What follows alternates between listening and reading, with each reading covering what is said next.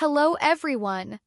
Today we're going to explore one of the world's most mysterious historical enigmas, the Lost Colony of Roanoke.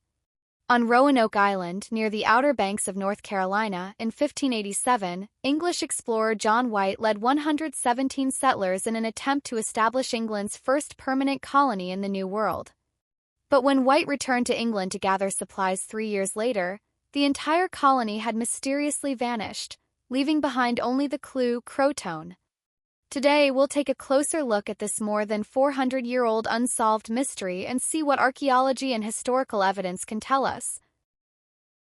On Roanoke Island, near the Outer Banks of North Carolina, it's said to be the site of one of the world's most famous outdoor survival mysteries, the Lost Colony of Roanoke.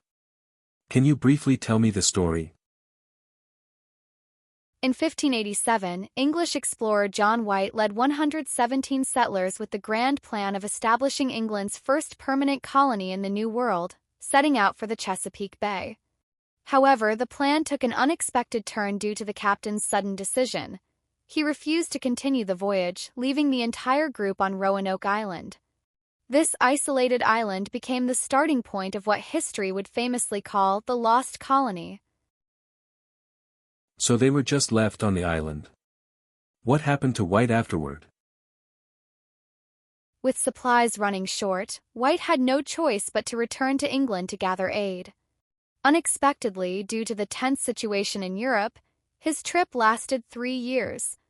When he finally returned to Roanoke, White was shocked to find the entire colony had vanished without a trace. No people, no belongings, nothing. This mysterious disappearance has remained one of history's most intriguing unsolved mysteries for over 400 years. Where did the colonists go? Were they victims of natural disasters, conflicts with the local indigenous people, or forced to relocate? Many theories and legends have emerged, yet no definitive answer has ever been found. Are there any main theories about this mystery? The disappearance of the Roanoke colony remains a historical enigma, with 3 main hypotheses. The first theory suggests the colonists may have moved directly south to present-day Hatteras Island, seeking a more suitable place to live. The second theory proposes they traveled inland about 50 miles, attempting to make contact with local indigenous tribes or search for resources. The third theory posits that the colonists may have gone to the X site near the Chowan River, which has recently become a focus of archaeological research. Although each of these 3 theories has its merits, the true story remains uncertain. The mystery of Roanoke continues to draw the attention of historians, archaeologists, and even geneticists. Through ongoing excavations and modern technological methods, experts hope to finally unravel this mysterious disappearance that has persisted for over 400 years. Did the local indigenous people help the colonists? Key to the mysterious disappearance of the Roanoke Lost Colony may lie with the Croatoan tribe. This tribe lived on Croatoan Island, about 50 miles from Roanoke, and maintained good relations with the English settlers. Several years earlier, a Croatoan man named Manteo had voluntarily traveled to London with English explorers, serving as a bridge for cultural exchange between the two groups. Later, Manteo accompanied John White and the colonists back to Roanoke, likely providing crucial assistance and support during the settlers' first harsh winter. When White returned to Roanoke 3 years later, he found the entire colony gone, leaving behind only the word Croatoan carved into a tree. This led him to speculate that the colonists had most likely traveled to Manteo's village, seeking the shelter and help of the Croatoan tribe. This clue has become a vital starting point for later investigations into the lost colony. So Manteo was basically saying, "Come to my village, we'll take care of you." Many believe that a key part of the Roanoke mystery lies in the possibility that the colonists integrated with the Croatoan tribe. Croatoan had long lived on Croatoan Island, not far from Roanoke, and had close relations with the English settlers, providing a foundation for possible integration. Scott Dawson, a descendant of the Croatoan tribe and founder of the Croatoan Archaeological Society, has spent 10 years on archaeological excavation and research. He firmly believes that at least some of the missing colonists lived together with the Croatoan tribe. Have the excavations yielded any important findings? Archaeological digs on Croatoan Island and surrounding areas have uncovered an abundance of artifacts, shedding light on the daily lives of both the indigenous people and the colonists. So far, over 500 post holes of longhouses have been unearthed, indicating a densely populated and thriving settlement. Virtually any excavation in this area has the potential to reveal valuable historical artifacts. The land was fertile and diverse, rich in edible species. Excavations have revealed deer bones, turtle shells, dog bones, as well as remains of various birds, fish, clams, and oysters, waste materials discarded by the residents during daily life. Have any items belonging to the English colonists been found? Yes. The excavations at the Roanoke Lost Colony site have uncovered several significant artifacts that provide crucial clues to this historical mystery. These include iron tools used for shipbuilding and crafting, showing that the colonists possessed practical skills and daily living capabilities. Surprisingly, archaeologists also discovered modified gun barrels, chisels, as well as finely crafted jewelry and coins. These items not only reflect the settlers' daily life but also reveal their cultural interactions in a foreign land. One of the most striking finds is a Nuremberg token dating from the 1580s. Coin's age aligns closely with the period when the colonists arrived at Roanoke, making it highly likely that it was carried there by the settlers themselves. So, what did the colonists eat on this land? During the harsh years of the Roanoke colony, the settlers had to quickly learn basic survival skills such as fishing, shellfishing, and hunting, skills that were crucial for their survival. In an unfamiliar and resource-limited environment, they relied on these techniques to secure food and sustain life. However, these skills were traditionally mastered and passed down through generations by the Croatoan tribe, so for the newcomers, learning and applying them was undoubtedly a huge challenge. How was the fishing process? Was it difficult? The survival challenges faced by the Roanoke colonists were extreme, giving us a vivid sense of their hardship and resilience in adapting to a new environment. On unfamiliar land, food was scarce, tools were limited, and the weather unpredictable. They had to quickly master fishing, shellfishing, hunting, and other essential survival skills, techniques that were completely foreign to them but became key to surviving in the new world.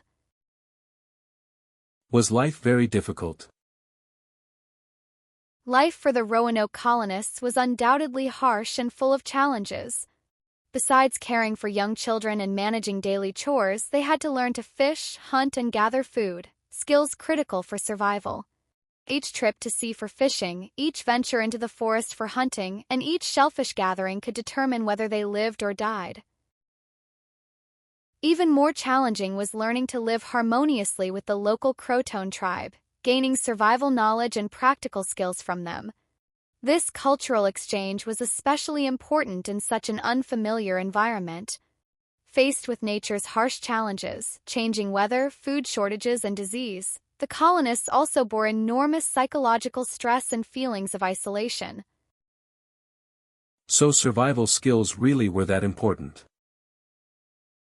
Indeed, catching stingrays was particularly dangerous, as they carry venomous spines. One small mistake could cause injury, affecting fishing efficiency or even threatening life itself. Colonists not only had to learn to track fish, but also master safe methods to approach and catch them, skills that required long hours of learning and practice. So, do the archaeological evidence and the settlers' lived experiences confirm each other? Artifacts uncovered in excavations, such as bones, shells, iron tools, and coins, reveal that the Roanoke colonists may have lived alongside the Croatoan tribe for an extended period. These relics not only reflect a blending of cultures but also demonstrate that the colonists learned local survival skills and effectively utilized the abundant natural resources to sustain life in a foreign land. Do small items like tools or coins carry stories? Absolutely. Many artifacts show the settlers' ingenuity and adaptability in Roanoke. For example, a repurposed gun barrel, originally a weapon, was cleverly transformed into tools or used in constructing longhouses after the firearm became unusable. This demonstrates their resourcefulness in a limited resource environment.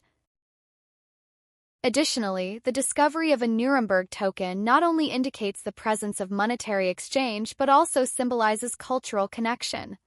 Token illustrates the link between England and the Roanoke colonists, showing that they not only left their mark in the New World but also participated in transcontinental economic and cultural interactions. Can this kind of research help us understand the mystery of the colony's disappearance? Yes. Through archaeological digs, food chain studies, environmental analysis, tool use examination, and investigation of interactions between colonists and indigenous people, researchers are gradually piecing together multiple possibilities for the fate of the Roanoke Lost Colony. Some colonists likely integrated into the Croatoan tribe, learning and passing on local survival knowledge while living alongside the indigenous people. Others may have migrated inland or to nearby islands in search of new places to live. How did the Croatoan tribe live? Croatoan tribe had lived on this land for generations and had an intimate knowledge of the tides, fish movements, and the habits of local plants and animals. They built sturdy longhouses, used simple but practical farming tools, and sustained themselves through fishing and hunting. Within the tribe, roles were clearly divided, and each member had specific responsibilities, creating a stable and orderly social structure. More importantly, the Croatoan were willing to share their extensive survival knowledge with the English colonists. For newcomers who knew nothing about the environment, this support was crucial. Through their interactions with the tribe, the colonists learned how to fish, gather food, use natural resources, and even build homes adapted to the local climate, skills that greatly increased their chances of survival in an unfamiliar land. Could this cooperation have led the colonists to gradually integrate into the tribe? Archaeological evidence suggests that integration between the Roanoke colonists and the Croatoan tribe was highly likely. Based on discovered tools, coins, and patterns of daily life, the colonists not only learned the tribe's survival skills but also influenced each other culturally and in everyday life. There are even signs of mixed descendants. This deep integration reflects mutual trust and cooperation, offering an important clue in solving the mystery of the lost colony. When John White returned to Roanoke Island 3 years later, he saw only a tree with the word Croatoan carved into it, with no clear trace of the colonists. This carving was likely a message left by the settlers, suggesting that they had integrated into the Croatoan tribe, choosing to conceal their identities to adapt to a new life rather than establishing a visible settlement like traditional colonists. Finally, what do you think we can learn from these experiences and archaeological findings? Visiting the sites of colonial history is more than reading cold text in a book. It's about truly experiencing the hardships the colonists faced in an unknown environment. How they overcame challenges of climate and terrain, learned farming, fishing, and building skills, and interacted with local indigenous people to exchange knowledge and culture. All of this brings history to life. Every detail demonstrates human ingenuity and resilience in adapting to the environment, helping us understand that history is not just about events but about the ways people lived, the choices they made, and their emotions.